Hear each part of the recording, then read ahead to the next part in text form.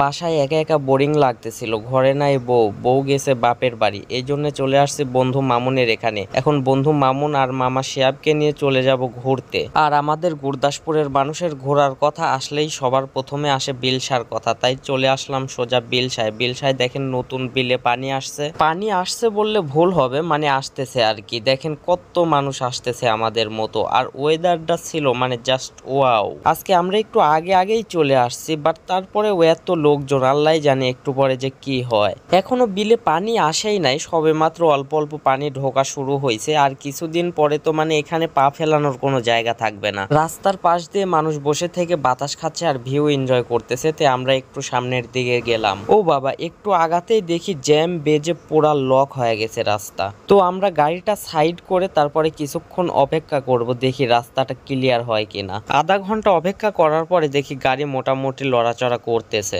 এরপরে আমরা চলে আসলাম এই লেকের পারে একটু বাতাস খাওয়ার জন্য। আর কয়েকদিন পরে তো এই সমস্ত রাস্তা যা কিছু আছে সব পানি দিয়ে একদম ডুবে যাবে। এই জমিগুলা দিয়ে ধান ছিল, ধানগুলা কেটে নিয়ে গেছে, বাট তারপরেও দেখেন কত সুন্দর লাগতেছে। সূর্য মামা মেঘের আড়াল থেকে উকি দিচ্ছে আর লেকের ভিউ ওয়াও। এইখানে আমরা তিনজন ছবি ওঠার জন্য দাঁড়াইছি, বাট এত মানুষ মানে কোনো স্কোপই পাচ্ছি না। এরপরে আমার বন্ধু মামুনকে মামা শিহাব কয়েকটা ছবি উঠায় দিল আর আমি ওদেরকে আবার ভিডিও করতেছি। আমিও বললাম আমাকে কয়েকটা ছবি উঠায় দিতে, পরে মামা শিহাব আমাকেও কয়েকটা ছবি উঠায় দিল। আমরা যেখানে আসছি এখানে দেখেন আরো কত মানুষ আসতেছে, তাই আমরা এখান থেকে এখন যাব বিলসা ব্রিজের ওপরে, ওখানে গিয়ে কিছুক্ষণ আড্ডা দেব।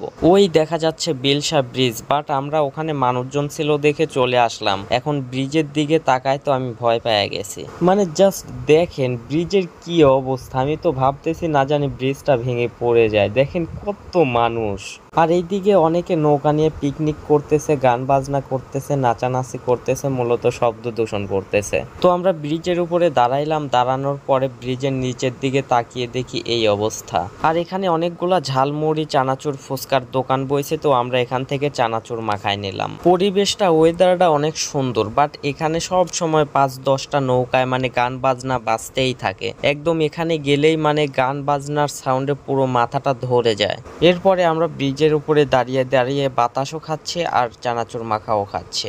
চানাচুর খাওয়া শেষ করে কিছুক্ষণ ব্রিজের উপরে আড্ডা টাড্ডা দিয়ে পরে আমরা রওনা দিলাম বাসার দিকে।